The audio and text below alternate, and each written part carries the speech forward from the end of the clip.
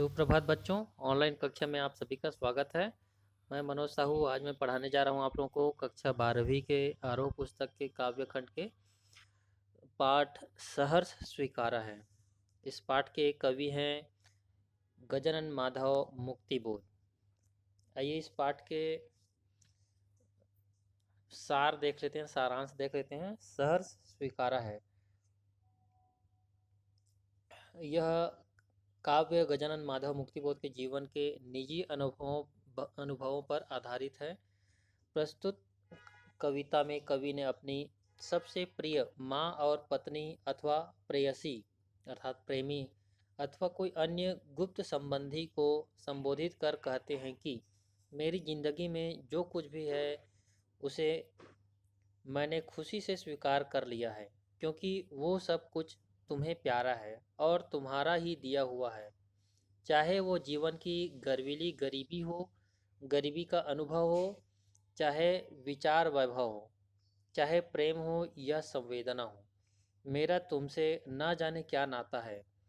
जो चांद की तरह खूबसूरत मुख पर मेरा प्रेम झरता रहता है। कवि अपने प्रिय के प्रेम व ममता के आगोश मतलब उसके बाहों में या पकड़ में इतना जकड़ गया है कि वह स्वयं को कमजोर और भविष्य के लिए असहाय सा अनुभव करने लगा है। अतः वह स्वयं को प्रिय के बिना सबल बनाने के लिए उससे दूर जाना चाहता है। इतना दूर कि अमावस्या की तरह काली अंधेरी गुफा में जाकर, अमावस्या की रात सबसे अंधेरी रात होती है ना, तो वैसे ही उसी तरह की काली अंधेरी गुफा में जाकर स्वयं को दंड देना चाहता है। वह उसे भूलने का प्रयास करना चाहता है, किंतु वहाँ भी वह अपने प्रिय की आत्मीयता के सहारे ही उस अंधेरी गहरी गुफा में रह सकेगा, क्योंकि कवि की जो भी कमजोरी और उपलब्धियां हैं उन सब के मूल में अर्थात कारण में प्रमुख प्रिय ही है ना। अब वो प्रिय कौन है? उसकी माँ हो सकती है, उसकी पत्नी हो सकती है, या फिर उसकी प्रेमी हो सकती है, प्रेमिका हो सकती है, या फिर अन्य और कोई भी जो उनको प्रिय है। आइए शुरू करते हैं कविता और इसकी व्याख्या।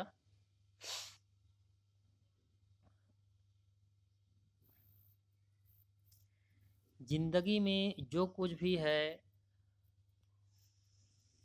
जिंदगी में जो कुछ है, जो भी है, सहर्ष स्वीकारा है, इसलिए कि जो कुछ भी मेरा है वह तुम्हें प्यारा है।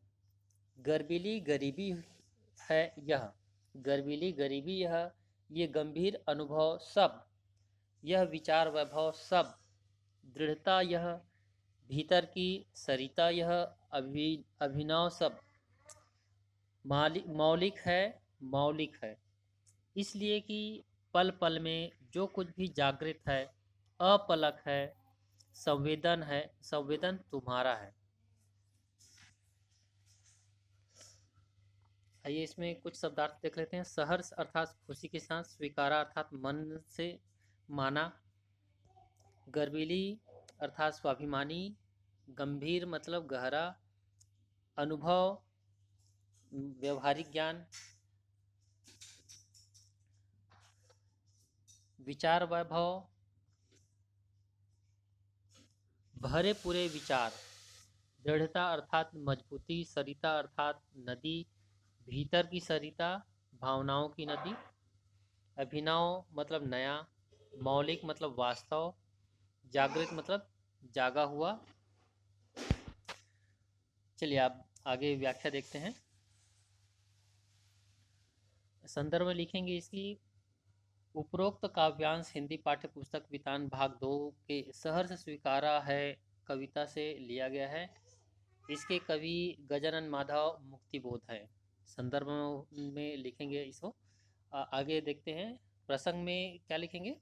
प्रस्तुत कविता में कवि ने जीवन के प्रति सकारात्मक नजरिया रखते हुए यह परिस्थितियों हर परिस्थितियों को समान भाव से स्वीकार करते हुए जीवन व्यतीत करने की बात कही है। आइए व्याख्या देखते हैं।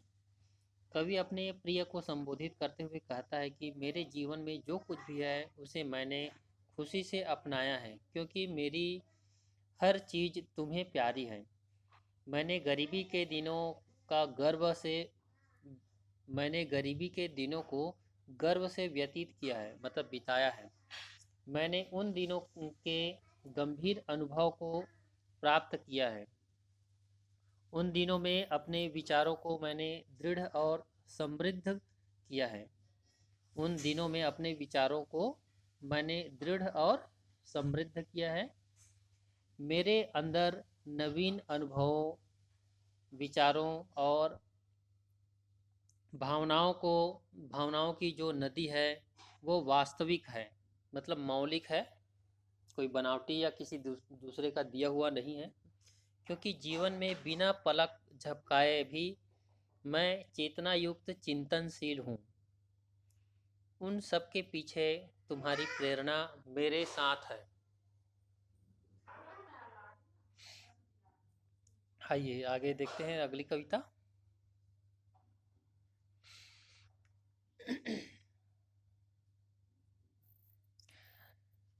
जाने क्या रिश्ता है, जाने क्या नाता है, जितना भी उड़ेलता हूँ भर भर फिर आता है। दिल में क्या झरता है, झरना है, दिल में क्या झरना है, मीठे पानी का सोता है। भीतर वह, ऊपर तुम, मुस्काता चांद ज्यों धरती पर रात भर। तुम पर त्यों तुम्हारा ही, तुझ पर त्यों तुम्हारा ही खिलता वह चेहरा है। आइए संदर्भ में तो जो पहले कविता में बताया था वही रहेगा। प्रसंग देखते हैं इसकी।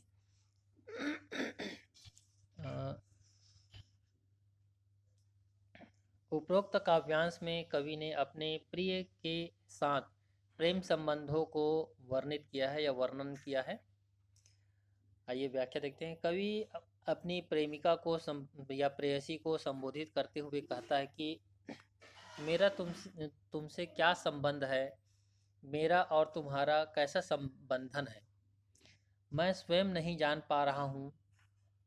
तुम्हारे प्रति मैं प्रेम जितना भी प्रदान करता हूँ उतना ही पुनः मेरे दिल में तुम्हारे लिए प्रेम और भावनाएं उत्पन्न होती जाती है। ऐसा लगता है जैसे मेरे हृदय में मीठे पानी के झरने की तरह तुम्हारे प्रति प्रेम और भावनाओं का स्रोत है। मेरे हृदय के अंदर तुम्हारे प्रति अथाह प्रेम है और बाहर पूर्णिमा के चांद की तरह तुम्हारे मुस्कुराते चेहरे की आभा, आभा मतलब चमक। जिस प्रकार पूर्णिमा का चांद धरती को रात में प्रकाशित करता है, उसी प्रकार तुम्हारे मुस्कुराते रूप सौंदर्य की चमक मुझे प्रभावित करती है।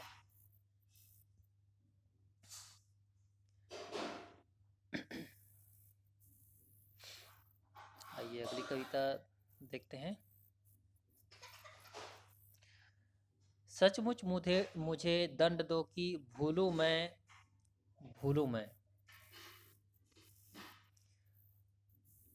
सचमुच मुझे दंड दो कि भूलूं मैं, भूलूं भूलूं मैं तुम्हें भूल जाने की। दक्षिण ध्रुवी अंधकार अमावस्या, शरीर पर चेहरे पर अंतर में पा लूं मैं, झेलूं मैं उसी में नहा लूं मैं। इसलिए कि इसलिए कि तुमसे ही परिवेष्टित आच्छादित रहने का रमणीय यह उजेला अब नहीं सहा जाता। ममता के बादल की मंडराती कोमलता भीतर पिराती है। कमजोर और अक्षम अब हो गई है आत्मा, यह छटपटाती छाती को भव्यता भवितव्यता डराती है, बहलाती है, सहलाती है, आत्मीयता बर्दाश्त नहीं होती।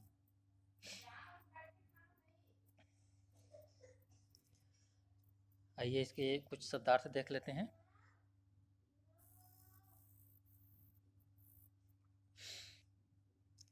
दंड अर्थात सजा, जागृत अर्थात जागा हुआ, अपलक अर्थात निरंतर, संवेदन अर्थात अनुभूति, रिश्ता अर्थात रक्त संबंध, नाता संबंध, उड़ेलना बाहर निकालना,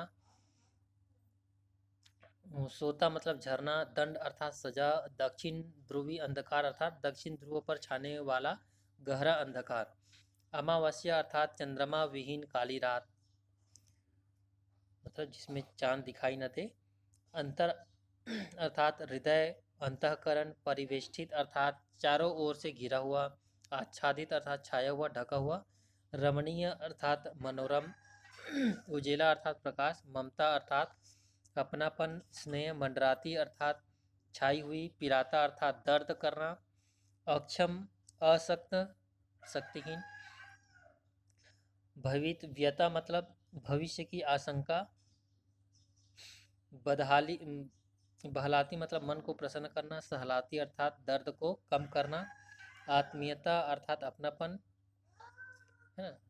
आइए आगे प्रसंग देखते हैं इसकी।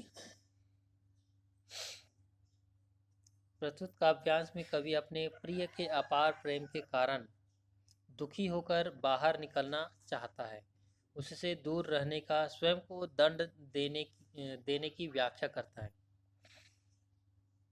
आइए व्याख्या देखते हैं। कवि कहता है कि हे प्रिय, तुम मुझे ऐसी सजा दो कि मैं तुम्हें भूल जाऊं,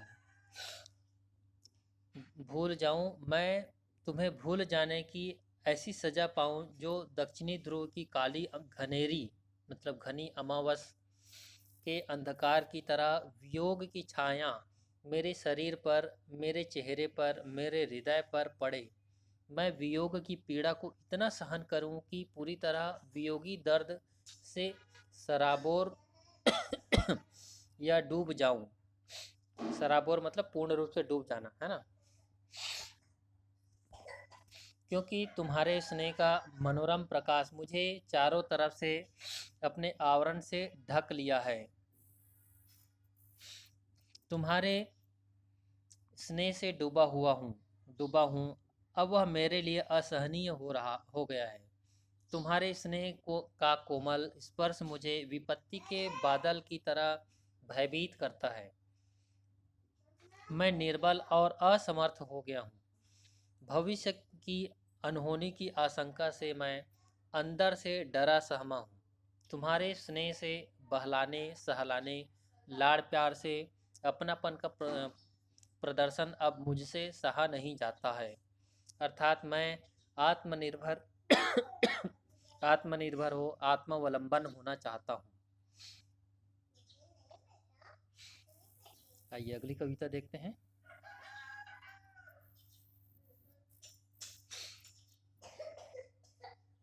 सचमुच मुझे दंड दो कि हो जाऊं पाताली अंधेरे की गुहाओं में, विवरों में, धुएं के बादलों में।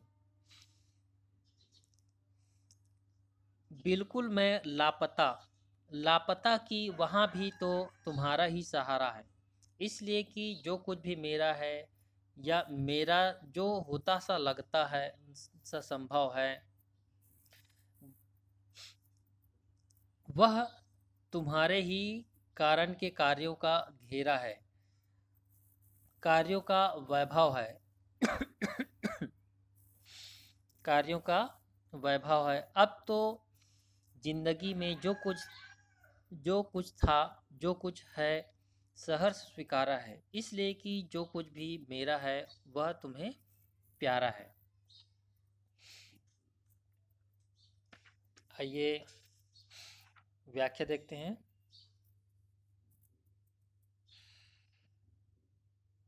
पाताली आत्मीयता अर्थात अपनापन, पाताली अंधेरा अर्थात धरती की गहराई में छाई पाई जाने वाली धुंध, गुहा अर्थात गुफा, विवर अर्थात बिल, लापता अर्थात गायब, कारण अर्थात मूल प्रेरणा, घेरा फैलाव, वैभव अर्थात समृद्धि। आइए इस कविता की प्रसंग देखते हैं। उपरोक्त काव्यांश में कवि ने अपने प्रिय से दंड पाने की अनुशंसा की है। किंतु उस दंड में भी अपने प्रिय के सहारे का अनुभव चाहता है। आइए व्याख्या देखते हैं। उपरोक्त काव्यांश में कवि अपने प्रिय से दंड की गुहार करते करते हुए कहता है कि मुझे ऐसी सजा दो कि मैं पाताल की अंधेरी गुफाओं और सुरंगों में गुम हो जाऊं, धुएं के बादलों में ऐसे गुम हो जाऊं कि स्वयं को भी न पहचान पाऊं। मेरी स्थिति ऐसी स्थिति की वजह तुम हो। ऐसी सोच का मुझे सहारा मिले, ऐसी सोच का मुझे सहारा मिले। तुम्हारी प्रेममयी यादें मुझे वियोग में अपनापन दे, क्योंकि जो कुछ भी मेरा है या मेरा होने का संभावना है वह सब तुम्हारे नेक कर्मों के कारण ही मुझे बांध रखा है। तुम्हारे प्रेम उपकार के ही कारण मेरे वर्तमान की उपलब्धियां हैं। अब तक जो कुछ भी मैंने प्राप्त किया है उसे मैंने खुशी से अपनाया है, क्योंकि जो कुछ भी मेरा है वो तुम्हें प्यारा है। आइए, इस प्रकार से ये कविता पूरी हो गई।